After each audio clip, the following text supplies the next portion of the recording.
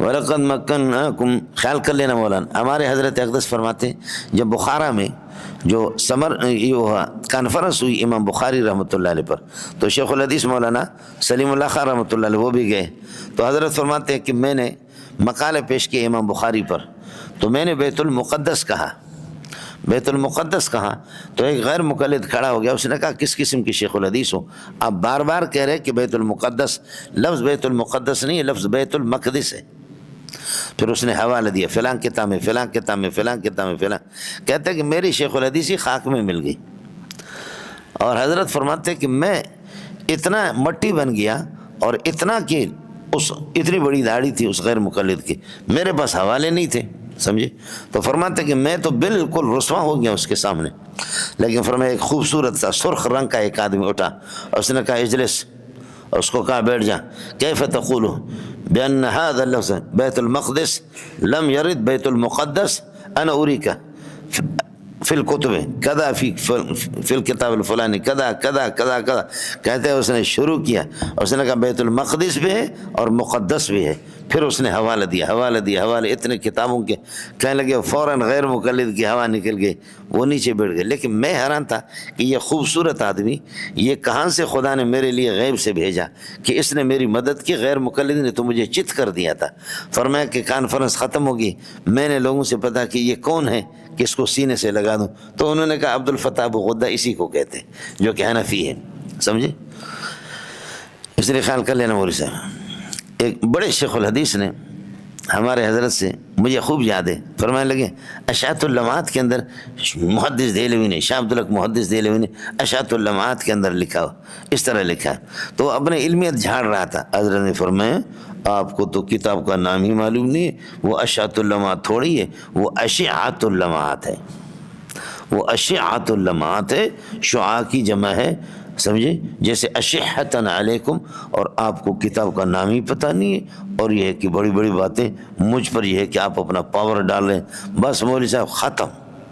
بالکل ختم۔ بعض لوگ اس قسم کے، ان سے میں نے آپ سے عرض کیا، اتنی بڑی غیر مقلد داڑھی، جو اس میں دبئی میں تبلیغ والوں نے کہا ہمیں بڑا تنگ کیا ہے، اور ابو حنیفہ کو گالیاں دیتا ہے، بہت ذلیل کیا ہمیں، تو تبلیغ والے مجھے لے کر کے گئے،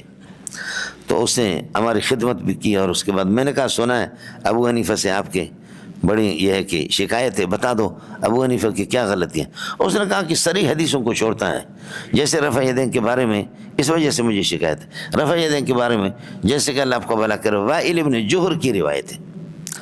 اچھا، وائل جوہر کا معنی سوراخ کے، تو میں نے کہا مولانا اللہ کی بندے، اتنی بڑی داڑھی ہے آپ کی، وائل ابن جوہر کہہ رہے، جوہر تو آپ کا ہے، سوراخ یہ وائل ابن حجر ہے، سمجھے؟ وائل ابن حجر کو آپ کیا کرے، وائل ابن جوہر، تو آگے تو چونکہ رسوا کرنا تو میرا کام ہے، میں نے اس کو چھوڑا نہیں، اس کی جو میں نے خبر لی، میں نے بس اسی پر جو کچھ اس کو یاد تھا وہ سارا کا سارا بھول گیا، جو کچھ اس غریب کو یاد تھا، تو لوگوں نے کہا کہ بھائی تم اس کو، اچھا پھر میں نے یہ نہیں کہا اس کو کہ بھائی لفظ وائل ابن حجر ہے، وائل ابن جوہر نہیں ہے، وائل ابن حجر، اس طرح نہیں کہا، اور پہلے سے میں نے اٹک کیا، میں نے کہا یہ تو بڑے سوراخ کو کہتے جوہر، تیرا سوراخ جو ہے نا وہ کچھ ہوگا۔ صحابی پر اس طریقے پر اللہ کے لیے مہربانی کرو، صحابی کو وائل ابن جوہر نہ کہو، خود جو ہے نا خود جوہر ہو۔ السلام علیکم ورحمۃ اللہ وبرکاتہ۔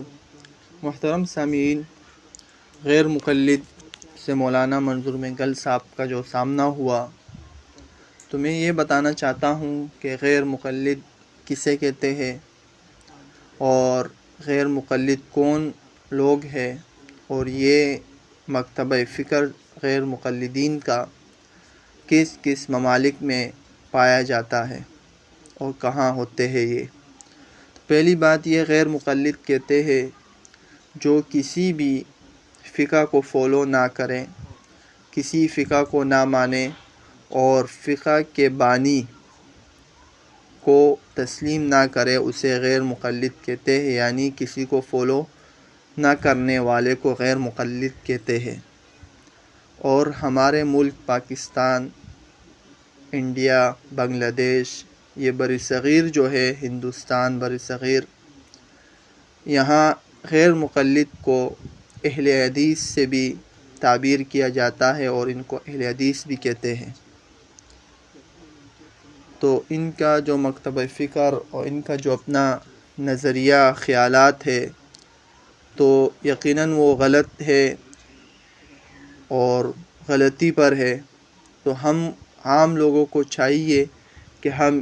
ان کے بیانات اور ان کے جو مسائل ہیں ان سے دور رہے۔ یہ بظاہر اپنے آپ کو امام شافعی کہتے ہیں کہ ہم امام شافعی سے منسلک ہے، لیکن ان کا کسی بھی فقہ سے کوئی تعلق نہیں، بلکہ اپنی منمائی کرتے ہیں یہ لوگ۔ اللہ رب العزت ان جیسے فتنوں سے، آزمائش سے ہم سب مسلمانوں کو محفوظ رکھے۔